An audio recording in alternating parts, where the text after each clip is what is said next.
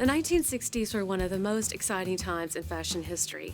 A vast range of styles reflected the social times and creative expression of the decade. As costume designer for the Emmy Award-winning show Mad Men, I've only touched the tip of the iceberg on the style, aesthetic, and look of the 1960s clothing. Join me on a journey through the fashion history of the 1960s.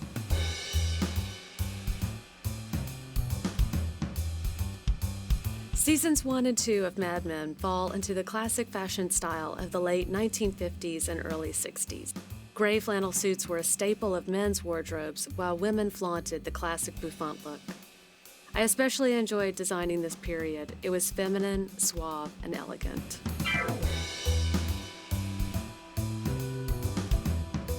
The rise of the Cold War led to a fearful atmosphere in America. And at the same time, you had a booming economy. So the result for fashion was a look that was conservative, but also highly consumerist. It represents a time where optimism was high and anything could be accomplished. What you get from the 50s is a real feminine shape.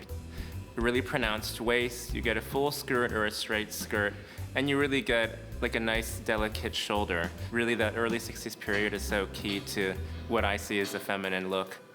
Christian Dior was the most important designer of the middle of the century. In 1947, he launched the New Look, which brought in opulent, luxurious femininity after World War II. Cinched waist, voluptuous bosom, long skirt, totally feminine. The early 60s style never gets tired. And no matter what goes on in fashion, a woman wearing a dress that's fitted on the top and fuller on the bottom, it doesn't get tired. It just means you're timeless and you're chic. It's Grace Kelly, it's Audrey Hepburn, it's Catherine Deneuve. This is what we never get sick of seeing. Wife dressing is a term invented by the fashion designer Anne Fogarty. The first principle of wife dressing was complete femininity. A woman should be dressing to please her husband and to help him in his career. So she should always wear a girdle, always be dressing in a way to help and please her husband. This was part of the conservative sexual politics of the 1950s and early 60s. It was really an era of the feminine mystique and going back to strict gender rules. So women were supposed to dress like women and men were supposed to be like men. Men's fashion previous to the 60s was really about the man in the gray flannel suit, the sort of legendary 50s kind of character. Every man had a suit, a fedora, you were done. Suiting meant one thing and one thing only, business. In order to be taken seriously, you wore a suit. That still holds true today. The Man in the Gray Flannel Suit was initially the title of a novel about a World War II veteran, and then it was made into a movie in 1956 with Gregory Peck. The idea was he was the establishment man, the organization man, who wore this suit to fit into his role as sort of a conformist, hardworking cog in the machine. The quintessential cut was the 3-button and a 2.5-inch lapel. Most of the shirts in the 60s, white was the uniform. When you had a well-made suit, you had a full leg and a cuffed, you needed a substantial shoe at the bottom of that. So that's where the brogues come in. That was, quite frankly, part of the uniform.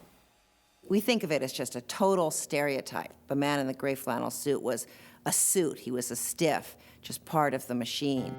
Before Kennedy's inauguration, another big part of the uniform were hats.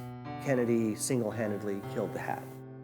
When Kennedy stood up at his inauguration, he took his hat off and put it on his chair.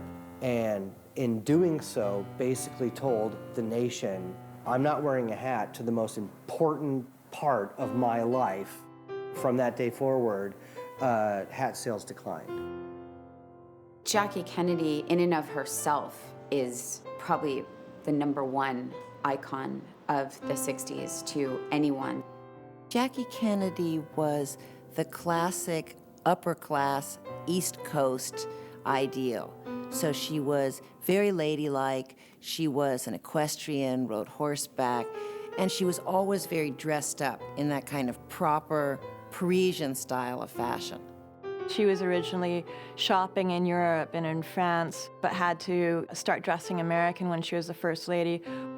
When she became the wife of Jack Kennedy and he was running for president, then she was told she couldn't buy French clothes anymore.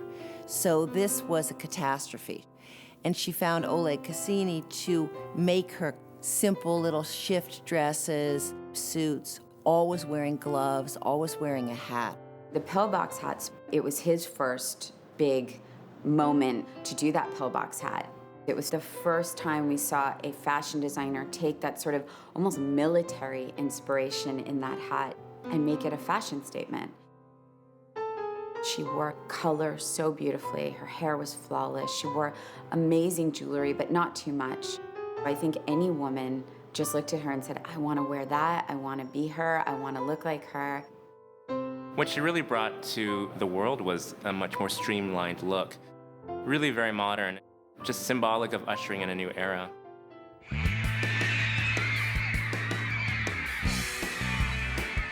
A huge influence on fashion that drastically changed the look, shape, and feel of clothing worn during the mid-60s was the mod look. Suddenly, outrageous fabrics and prints dominated the runways. Women were showing lots of leg, and the men in the gray flannel suits were now sporting funky colored textiles. It was all about looking modern, young, and hip. The first really big modern youthquake movement came out of England, and it was associated with music groups like the Beatles and the Rolling Stones and the Who. It involved brilliant colors, bold patterns, men having longer hair. Originally, the mods were sort of a youth gang in a way, and then it became co-opted into a fashion trend. But it was really based on a youthful style, wanting to look like a young girl. It would be very short skirts, very childlike hair, different colored tights. It could be flat shoes or flat boots. And then to counterbalance that very childish quality of the clothing, women would wear a lot of eye makeup to show, okay, we're grown up, but we can still dress like little girls. It was a lot about black and white, bold prints if you were going to do a print. And jewelry was usually graphic and slightly oversized. You know, we started to see the high, like white patent boots and orange patent coats with these high collars and super short minis and just lots of leg everywhere. The 60s was really the time when boots were not just galoshes to wear in the rain, but started to be used as a piece of fashion clothing. Funny thing about the tights and the boots and the miniskirts is that it was generally thought that women's knees were ugly. And nobody wanted to show their knees. And when the miniskirts first came out on the market everywhere was knee makeup just to make your knees look better. Mary Quant was really revolutionary in bringing about the miniskirt, and the knee hadn't really been seen since the 20s, and even then it was hovering around the knee. This was again really a reflection of what was going on in society, a freeing of the mind, a freeing of what you're wearing too. The interesting thing about the miniskirt, it was much more of a statement. In the 50s, the idea was, oh, if you show too much, men might not be able to control themselves. And in the 60s, it was sort of taking their power into their own hands and saying, you know what, I'm strong enough to present myself in a sexual way and to decide, yes, I want to, or no, I don't, but the power is mine and it's my decision, as opposed to hiding because somebody else might make that decision for you. The women were in their minis and their patent knee-high boots and big glasses, and the men were wearing those skinny ties and skinny lapels and clothes that looked like they were 5 sizes too small. The men play off the women, and the designers, whatever they're doing for women, they're gonna have the men sort of be cohesive with what's happening with the women. Men's clothing gradually became sleeker and more modernized in the period between 1960 and 1965. Combination of influences from Italian fashion, British mod fashion, and even French designers like Pierre Cardin.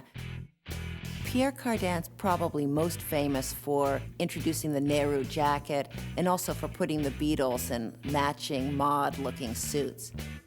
He was the person who helped modernize menswear. took away collars and cuffs and pants, instead single-breasted, narrow jackets, narrow trousers, maybe no collar at all, definitely minimal in mod. With the mod influences or the influences from across the pond or Italian fashioning, you start seeing the slimmer silhouettes and lower profile suiting. Gucci, Pucci, Pierre Cardin, Jeffrey Bean, Mary Quant, Christian Dior, Yves Saint Laurent. We just look to them all the time to inspire us and set the trends. Yves Saint Laurent was young, and he was the only designer who was able to bridge this gap between youthquake street style and French haute couture. So as you can imagine, he was hugely successful and influential. He made clothes that were hip and young, but they weren't so extreme that an older couture customer couldn't wear them. They helped make people look young.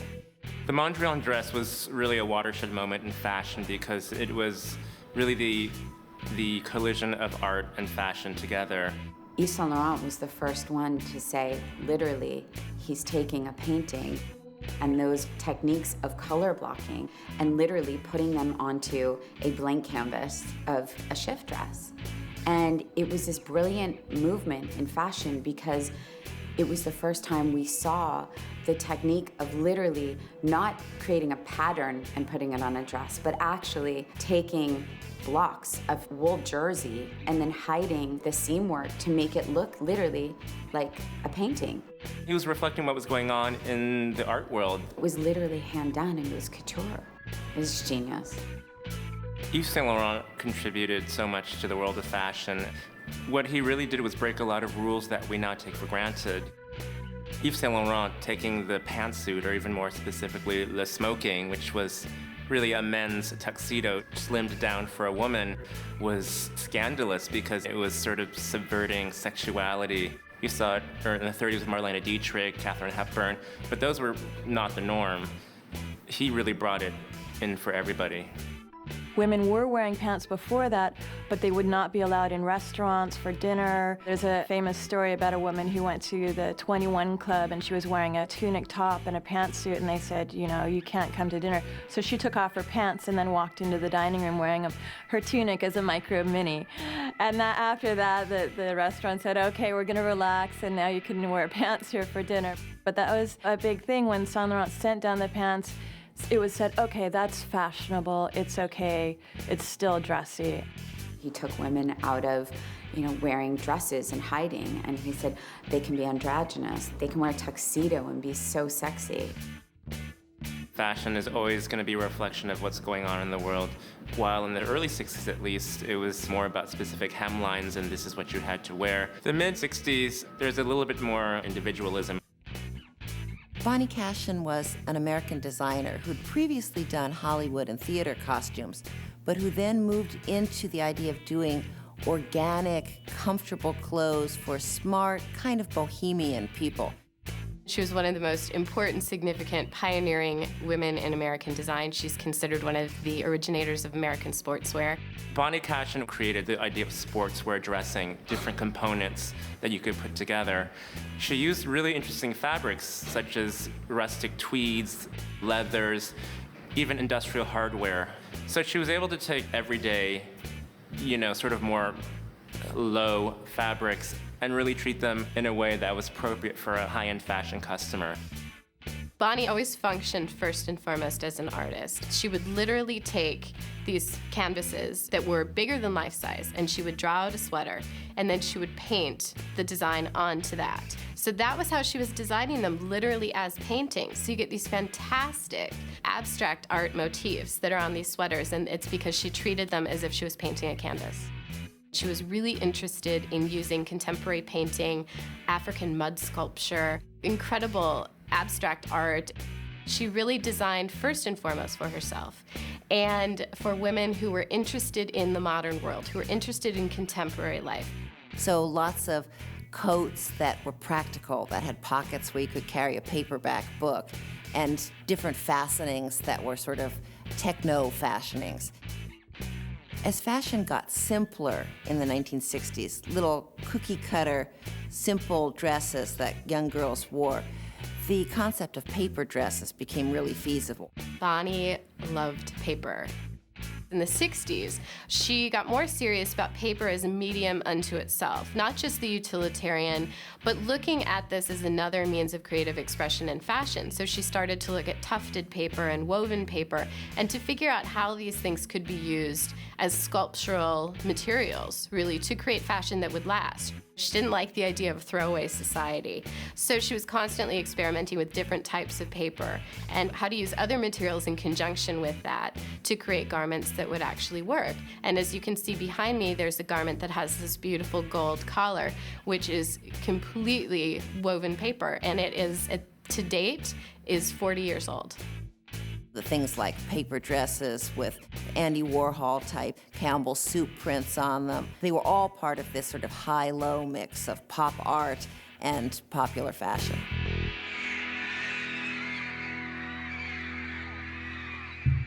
Social and political trends have always made a huge impact in the fashion world. The late 60s was a time of civil rights protests, women's liberation, and the Vietnam War. Many began to rebel. Hair grew longer, hemlines lengthened, and the hippie was born.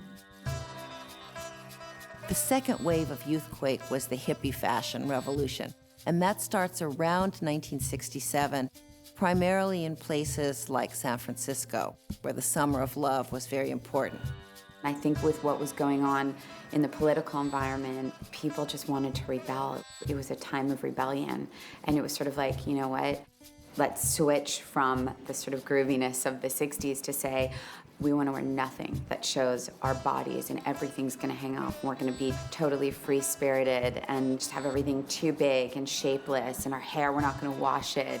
The look moved from just being sort of the amphetamine-fueled look of the mods, very clean, fast, modern, to a hippie sense of looking at the clothing of long ago and far away. What we started to see was that movement from the sort of cropped, very tailored, very kind of minimal color blocking to this like drapey, blouson arms and batwing sleeves. A lot of the young people were rejecting the war and protesting it. With that came a rejection of the establishment, a rejection of commercialism. So we're going to go to the Salvation Army and buy these secondhand clothing and make it ourselves. It was much more fantasy fashion, not about modernity, not about change, but rather about expressing yourself. You wanted to get away from the fashion system and to be much more personal.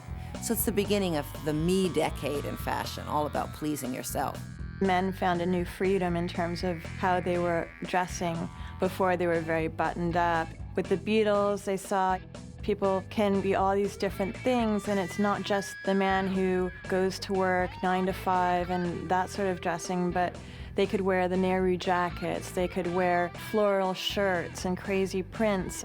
And it was also a bit of a feminization that they were allowed to have in their clothing. Blousey sleeves, tighter pants.